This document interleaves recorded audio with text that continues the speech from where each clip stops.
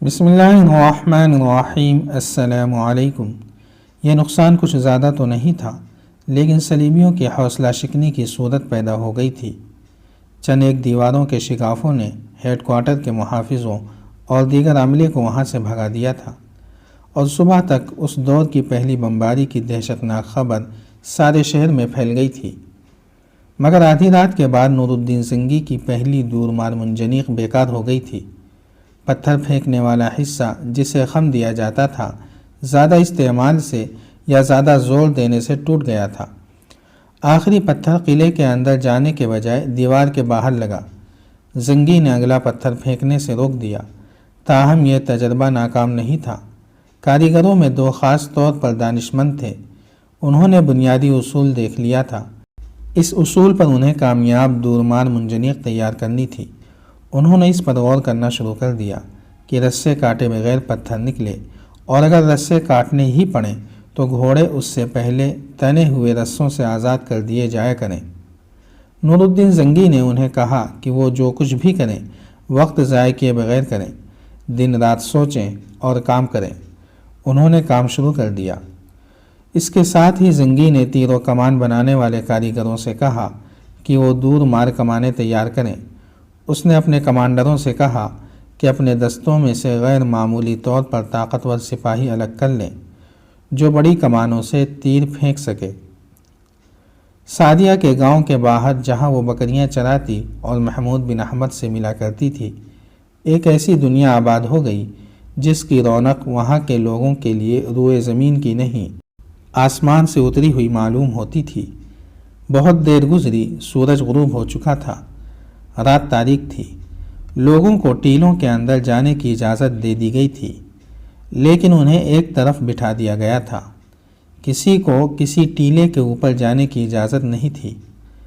لوگوں کو جہاں بٹھایا گیا وہاں سے کسی کو اٹھنے کی اجازت نہیں تھی۔ انہیں کوئی حکم نہیں دیا جا رہا تھا، بلکہ اس سے ڈرایا جاتا تھا۔ کہتے تھے کہ وہ کسی کی ذرا سی بھی حرکت سے ناراض ہو گیا تو سب پر مصیبت نازل ہوگی۔ لوگ دم بخود بیٹھے دیکھ رہے تھے۔ ان سے کچھ دور بڑی خوبصورت دریاں اور ان پر دو قالین بچھے ہوئے تھے۔ پیچھے لمبے لمبے پردے لٹکے ہوئے تھے جن پر ستارے سے چمکتے تھے۔ یہ چمک ان مشالوں اور قندیلوں سے پیدا ہوتی تھی جو ایک خاص ترکیب سے رکھی جل رہی تھیں۔ پردوں کے پیچھے عمودی ٹیلا تھا جس کے دامن میں اجنبی لوگ غار کھود رہے تھے۔ اس ٹیلے کے پیچھے کچھ جگہ ہموار تھی، وہاں رنگا رنگ خیمے نصب تھے۔ تماشائیوں پر ایسا رعب طاری تھا کہ وہ ایک دوسرے کے ساتھ سرگوشی میں بھی بات نہیں کرتے تھے۔ یہ رات اس سے اگلی تھی جس رات سعدیہ اغوا ہوئی تھی۔ سامنے لٹکے ہوئے پردے آہستہ آہستہ ہلنے لگے تھے۔ ستارے آسمان کے ستاروں کی طرح ٹمٹمانے لگے، اور ایسے سازوں کا ترنم سنائی دینے لگا جن کے نام سے بھی کوئی واقف نہیں تھا۔ یہ ایک گونج سی تھی جس میں طلسماتی سا تأثر تھا۔ صحرا کی خاموش رات میں یہ تأثر روحوں تک اترتا محسوس ہوتا تھا۔ یہ احساس بھی ہوتا تھا جیسے اس ترنم کی لہریں لوگوں کے اوپر سے گزر رہی ہوں جنہیں وہ دیکھ سکیں گے، چھو بھی سکیں گے۔ یہی وجہ تھی کہ لوگ بار بار اوپر ادھر ادھر دیکھتے تھے، لیکن انہیں نظر کچھ بھی نہیں آتا تھا۔ سازوں کے ترنم میں ایک اور گونج شامل ہو گئی۔ صاف پتہ چلتا تھا کہ بہت سے آدمی مل کر ایک ہی نغمہ گنگنا رہے ہیں۔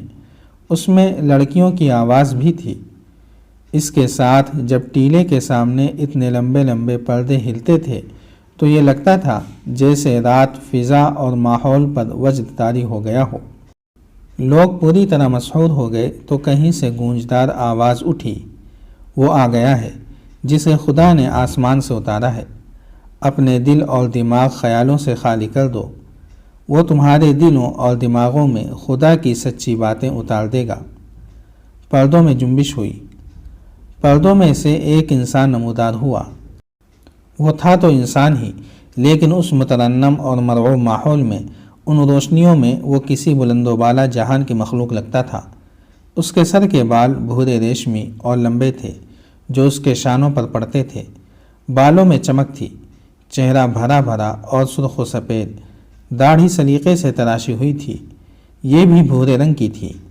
جسم گٹھا ہوا اور اس پر سبز چوغا تھا۔ چوغے پر پردوں کی طرح ستارے تھے جو روشنیوں میں چمکتے تھے۔ ایسی ہی چمک اس کی آنکھوں میں تھی۔ اس کے سراپا میں ایسا تأثر تھا جس نے لوگوں کو مبہوت کر دیا۔ اس کے ساتھ سازوں کا گونجدار ترنم اور بہت سی آوازوں کے گنگنانے کی گونج، مگر جس نے لوگوں کو دم بخود کیا تھا وہ ان کہانیوں کا اثر تھا جو وہ کبھی سے سن رہے تھے۔ ان معجزاتی کہانیوں کی سنسنی خیزی نے ان کی سوچوں پر غلبہ پا رکھا تھا۔ اس رات اسے اپنے سامنے دیکھ کر انہوں نے پہلے تو سر جھکائے، پھر ہاتھ اس طرح پیٹ پر باندھ لیے جس طرح نماز میں باندھے جاتے ہیں۔ اس نے پردوں کے سامنے کھڑے ہو کر بازو اوپر کو پھیلائے اور کہا، تم پر اس خدا کی رحمت نازل ہو جس نے تمہیں دنیا میں اتارا، جس نے تمہیں آنکھیں دیں تاکہ تم دیکھ سکو، جس نے تمہیں کان دیے تاکہ تم سن سکو، جس نے تمہیں دماغ دیا کہ تم سوچ سکو، جس نے تمہیں زبان دی تاکہ تم بول سکو۔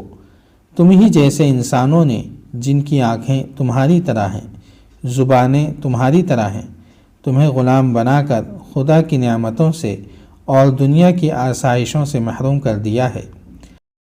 اب تمہارا یہ حال ہے کہ تمہاری آنکھیں دیکھ سکتی ہیں مگر تمہیں کچھ نظر نہیں آتا، تمہارے کان سن سکتے ہیں مگر یہ سچ بات نہیں سنتے، تمہارا دماغ سوچ سکتا ہے مگر اس میں وہم اور جھوٹے قصے بھرے ہوئے ہیں، تمہاری زبانیں بول سکتی ہیں مگر ان کے خلاف ایک کلمہ نہیں کہہ سکتی جنہوں نے تمہیں غلام بنا لیا ہے۔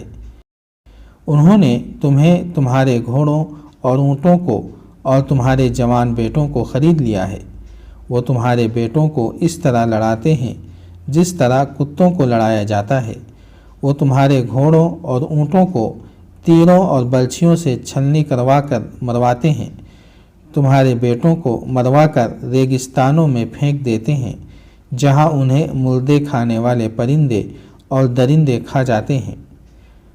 میں وہ آنکھ ہوں جو آنے والے وقت کو دیکھ سکتی ہے اور دیکھ سکتی ہے کہ انسانوں کے دلوں میں کیا ہے۔ میں وہ کان ہوں جو خدا کی آواز سن سکتا ہے۔